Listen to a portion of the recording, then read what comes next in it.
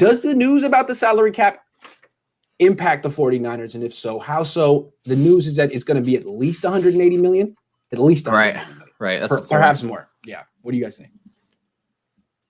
It's great, isn't it? Because what was it projected to be? 75 or 70, right? Yeah, 175. Right. So at this point, you got to count your pennies, man. You got to go into the closet. That little, everyone has a little plastic jar. They collect pennies. I have one here somewhere. So I was getting ready to be like, 49ers, you need some? Because I want to write about a good team next year. Right? I'm pretty sure there's like $10 in there or something. So yes, if you can get any little boost, that's awesome. And especially if it's at least, if it's even just a little bit more. But let's just go with the premise it's 80. So I'll just buy more of that.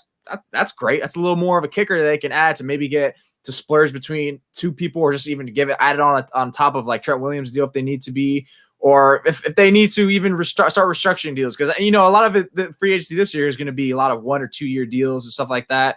Not going to expect anything more heavy than that, maybe a 3. But yes, when you're a team that's pressed on cap as much as they were with a bunch of free agents, this is definitely going to benefit them, even though it's just a little $5 million kicker. That can go a long way, especially the way Perez knows how to construct his contracts.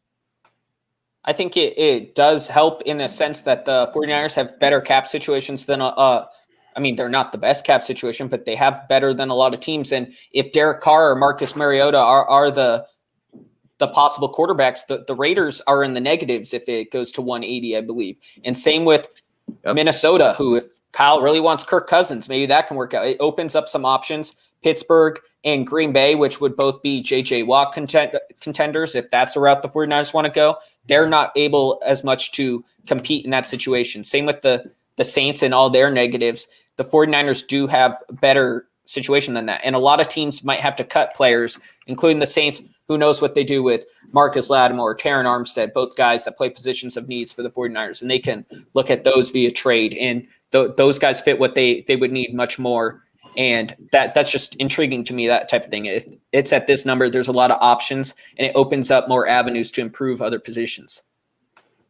Yeah, I mean, it doesn't hurt, as Jose pointed. It's like, it's $5 million, great. That's great. But the way I see it is, it's nothing compared to what it would mean if the Niners could replace Jimmy Garoppolo with a cheaper option. It's nothing compared to what it would mean if the Niners could replace Trent Williams with a cheaper option, like a guy on a rookie deal. It's nothing compared to what they could do if they could trade a guy like even George Kittle for someone on it. I mean, the Niners have a lot of very expensive players who miss games.